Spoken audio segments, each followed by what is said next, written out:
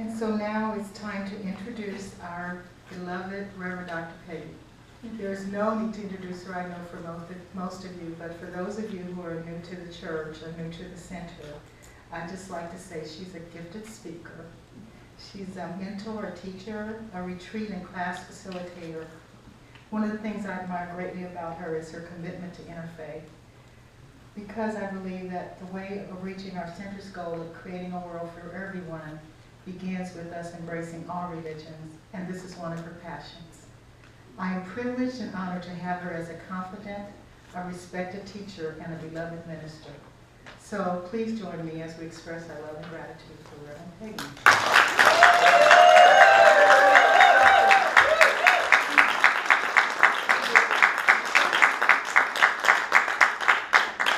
Well, good morning, and I wanted to remind Juanita also to add the word friend onto that. And when she said earlier that she was going to talk about me later, I'm thinking, oh, because she knows a lot about me.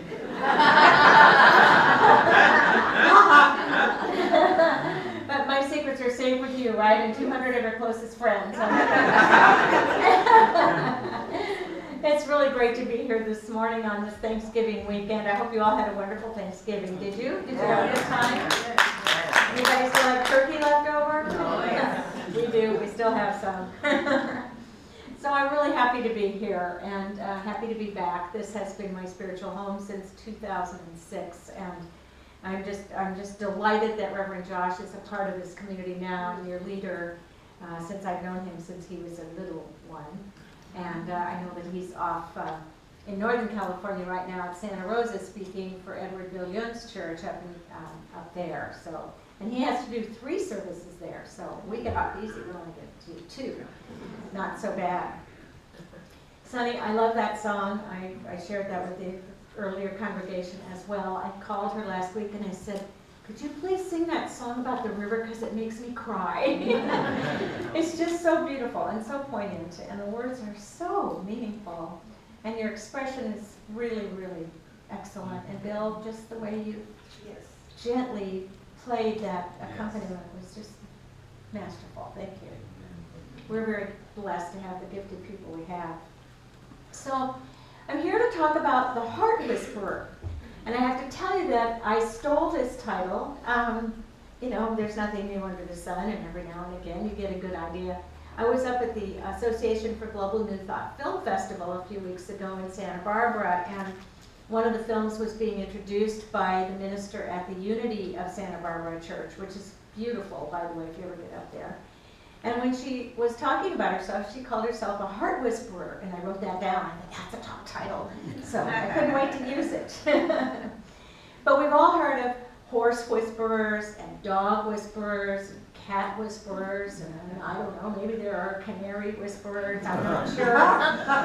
But these people who have an uncanny ability to tune into the minds of animals and understand what they're trying to tell us and what they're transmitting. But did you also know that you are a heart whisperer?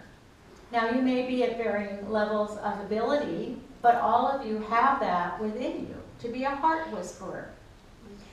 We all know that all thought is energy, right? We've known that. The ancient wisdom teachers have known that forever. All thought is energy. Science is finally catching up with us, and they're saying that's true, like they discovered it.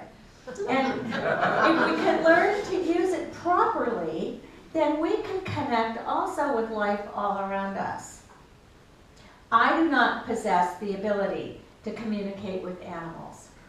Otherwise, the cat that Don and I had for 19 years, named Queen, who has now gone on to the Rainbow Bridge and on over, would have known that throwing up on my carpets was not a good idea. Obviously, she was trying to tell me something, but I really never got the message. So, but I do know that all of life is connected. And I do know that when we are able to develop that sense that we have an ability also to communicate on some level, that the universe itself is part of this incredible system in which we live. And because we are all connected, there are ways in which we can get signals and messages.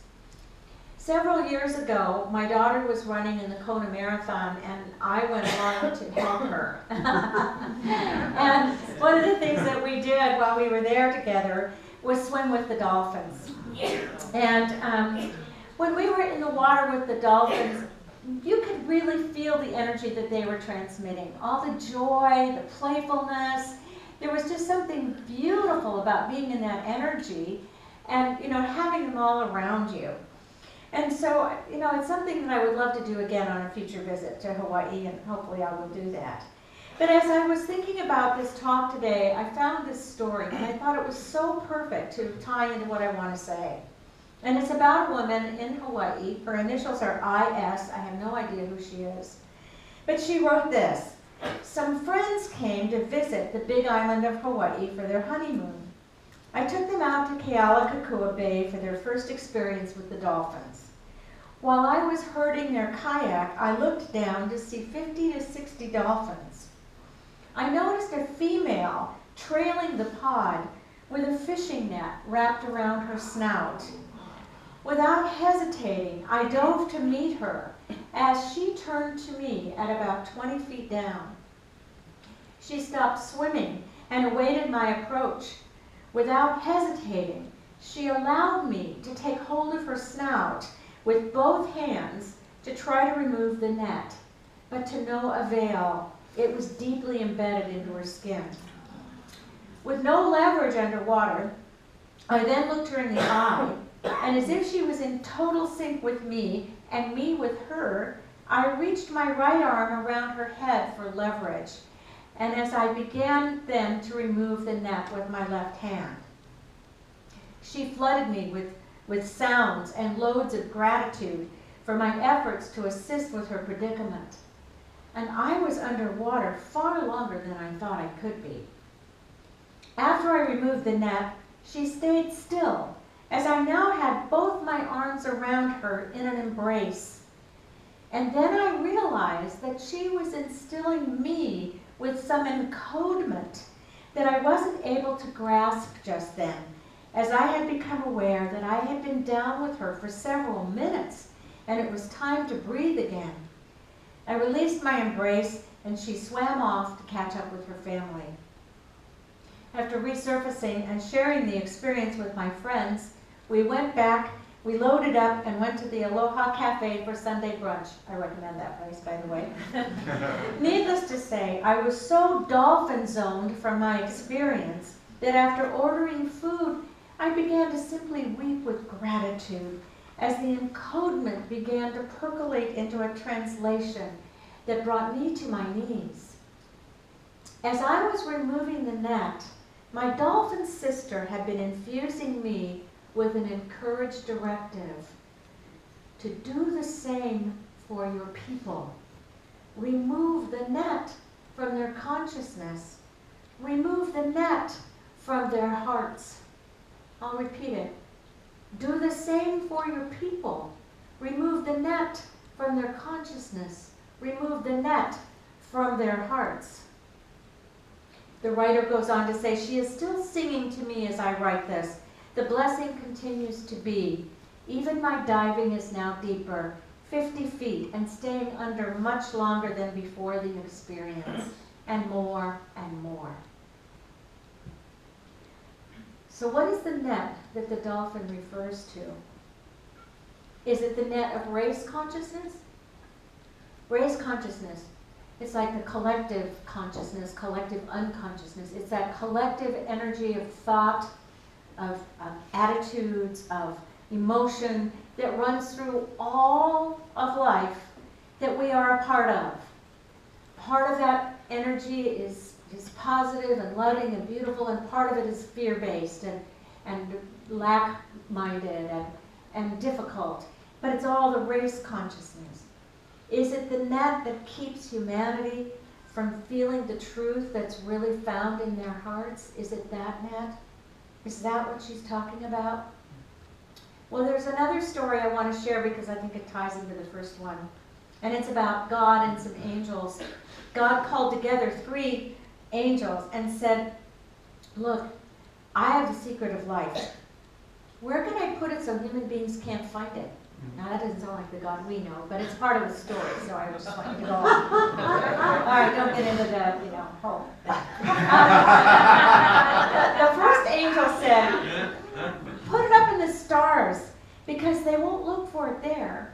But God pondered for a moment and said, no, I think they're going to be exploring space one of these days, and when they do, they'll surely find it there. I know, said the second angel, who was always very enthusiastic. Put it down at the deepest part of the sea, because they'll never find it there. And God pondered for a moment. He said, no, they're going to plumb the depths of the sea. They'll surely find it there. And the third angel, who was often the quietest and most thoughtful, said, I think you should put it in their hearts. They will not find it there. God agreed. And now every person carries the secret of life within his or her own hearts. Well, where else would it be besides in our own hearts? And don't you really think that God was really playing kind of a game with us? That when we think about the Christ, when he says the kingdom of heaven is within, that God knew all the time that we would eventually discover the secret of life was right here in our own hearts. And so to say today that the world is facing some pretty serious struggles would be an understatement, wouldn't you say? Mm-hmm. From our environment to the disease outbreaks, to barbaric terrorism, to hunger and poverty, to inequality, to the unrest of Ferguson and the continuing protests and the turmoil, by only what we see out there, then we will be influenced by the fearmongers. When fear is driving the bus, then there's evidence everywhere of separation, right? That's what's out there, evidence of separation.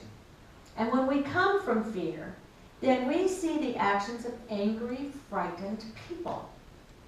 The mind spins a story, and the mind drives the actions.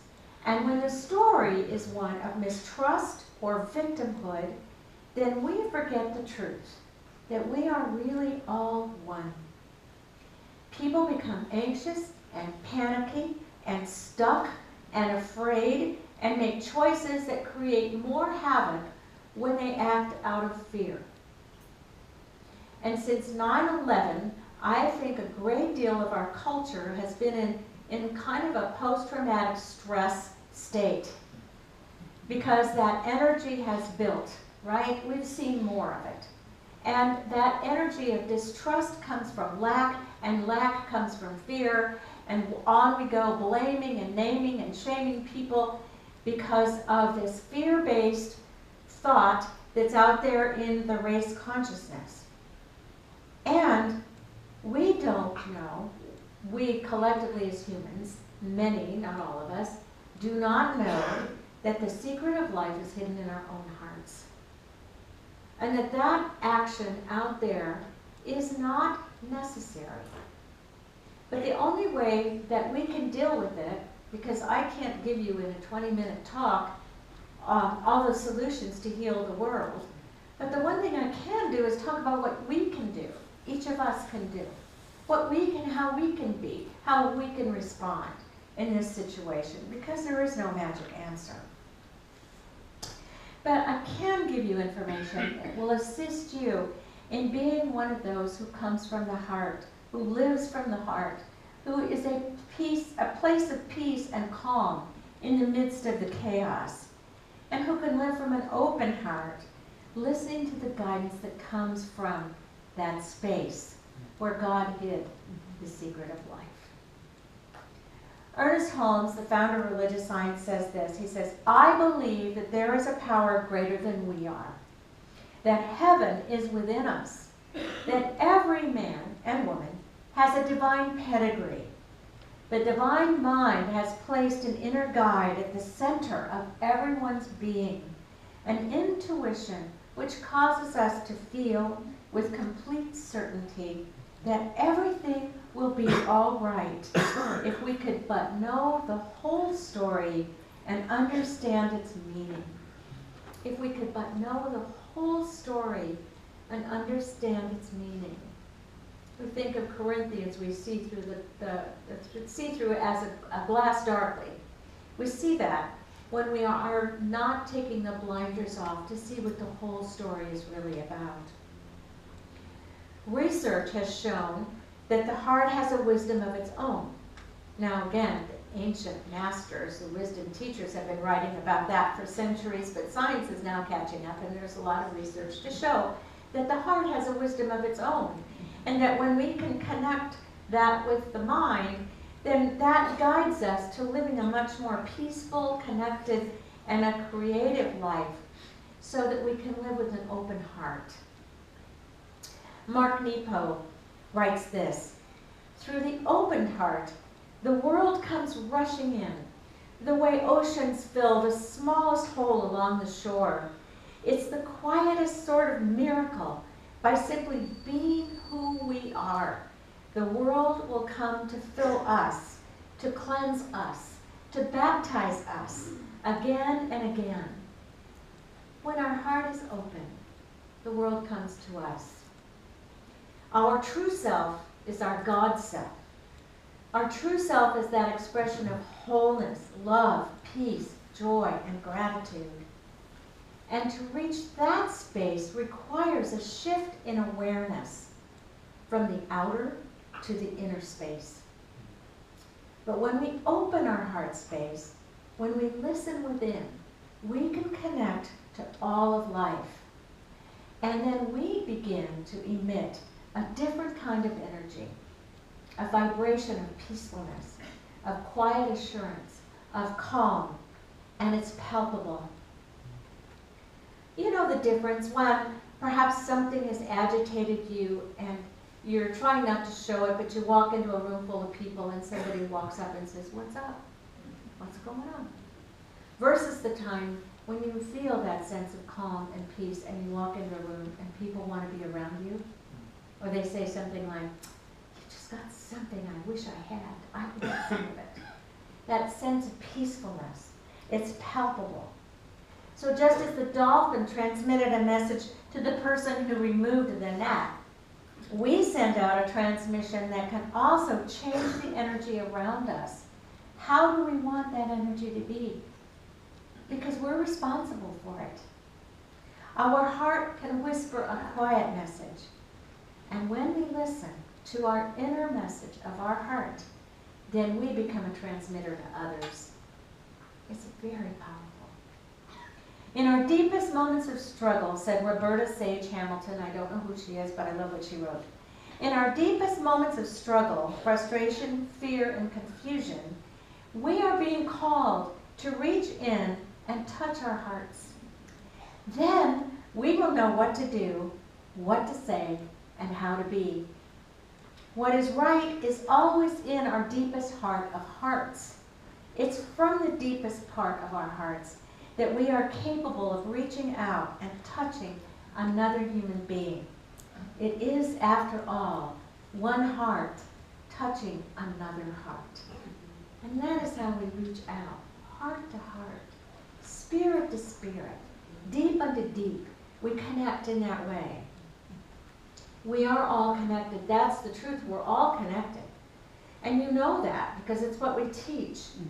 We inhabit this infinite system, which is so much greater than anything any of us can imagine, even in the physical realm. But from the farthest point of the universe, all the way down to the tiniest quark within ourselves, within our own bodies, we are an integral part of a grand design. And every one of us, because we are that integral part of a grand design, every one of us is necessary for it. Everyone is playing an important role in it. And so we then, when we send out our transmissions, those transmissions are based on our consciousness. And over our hearts, if there's a net over our hearts, then we cannot function fully. We can't be fully expressing. Just as that dolphin could not have survived had not that woman come and taken the net off of her nose. There is a wisdom and a power and a force and a source that's greater than we are. And we can tap into that. And when we do, we are guided through Spirit's heart, through our heart, to be a force for good in the world. And we can vibrate at a higher frequency and assist in bringing greater harmony to life around us. Does that make sense? Yes. So when we're tuned in at that level, we are also trusting our intuitive nature and not our ego. We're using our intuition at that level. I believe, as Ernest Holmes teaches, as so many others do, that when we're tapped in at the heart level to our intuition, we are tapped into spirit speaking through us. That's how it works. And Mark Nepo says, the way we think and feel and sense our way into all we don't know is the art of intuition. It is an art of discovery. To intuit is to look upon, to instruct from within, to understand or learn by instinct. Intuition is a deep form of listening that, when trusted, can return to us the common, irrepressible element at the center of all life, and to the oneness of things that surround us, both of which are at the heart of resilience. When we're living out there, looking at the world of appearances and effects, we're not tapping into that deeper truth. But when we tap into that deeper truth, and therefore it can exhaust us, it can cause us emotional harm. But when we're looking at that deeper truth that's inside of us, we become resilient. We become able to be a part of the solution instead of part of the problem. So we are all heart whisperers when we're trusting our inner guide, when we listen to our heart wisdom and not to the chatter in our heads. Anybody else have a committee? I do. Oh my. They're right here sometimes. And when they're around, I hear criticism, judgment, doubt, worry, distrust, you name it. It's not pretty, what I hear. But when I quiet my mind and I listen within, I hear the soft whisper of my heart, which only speaks of goodness and wholeness and love and calm and peace and appreciation and compassion and divine guidance. Spirit speaks through my heart because it's moved through Spirit's heart into mine. And I feel safe. I can be vulnerable, I can be open, and I can be myself. Last night, as I was writing the final touches on this, I suddenly thought of a quote from Brene Brown, who's given several TED Talks and talks a lot about vulnerability and authenticity. And I found this quote, which I'll read to you in a moment. And I just felt like it just really kind of summed up a lot of what I wanted to say. And so this morning when I got in the car, I turned on my radio and I thought, well, I'm going to tune into my channel that has all the meditation music on it, on Sirius. But when I turned on Sirius, Oprah was on the Oprah channel. And who was the guest on Oprah this morning? Brene Brown, of course. And so all the way here, I was getting my Sunday message while I was preparing to give yours. And she was talking all about this idea of vulnerability and openness and authenticity and how it's the path to the heart. And so here's what she wrote. Vulnerability is the birthplace of love, belonging, joy, courage, empathy, and creativity. It is the source of hope, empathy, accountability, and authenticity. If we want greater clarity in our purpose or deeper and more meaningful spiritual lives, vulnerability is the path. And the way to vulnerability is through the heart. And the way to vulnerability requires courage. And what is courage? The root word of it is core, heart. And as she was sharing about that this morning, she said even more deeply than that, it is not only courage is more than just being brave. It's using our whole heart to live our lives. It does take courage to show up as who you are. But you know what's powerful about showing up as who you are? Other people can relate to you. Whatever it is that's going on inside of you and your feelings, your thoughts, your emotions, they've been experienced by everybody else. Everyone else has experienced them too. And when you're willing to be vulnerable enough to share them, you bring comfort to others, right?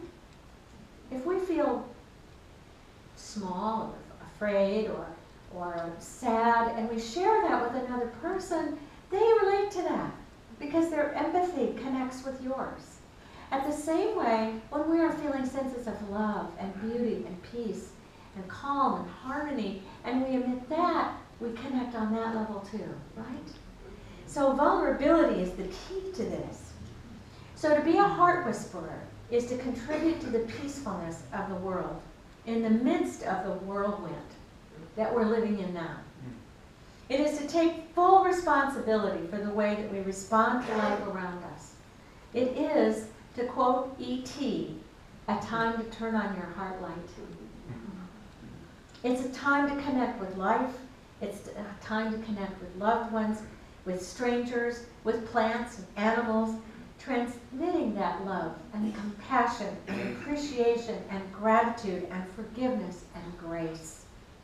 We are heart whisperers when we sit in the company of others as a presence of those qualities. We are heart whisperers. So when we focus on our heart connection with others, or we simply listen within, we find moments like these as described so beautifully by Dr. Martin Luther King. He said, occasionally in life, there are those moments of unutterable fulfillment which cannot be completely explained by those symbols called words. Their meanings can only be articulated by the inaudible language of the heart. So as the holidays are upon us, and the hordes are already assaulting the marketplace, and the wars rage on, and there's upset in our streets, be a voice for calm. Be a heart whisperer. Know that the secret of life rests within you, and that Spirit placed it there for you to discover. Remove the net from your minds and your hearts, and listen for those moments of unutterable fulfillment. Thank you. Blessings. Namaste.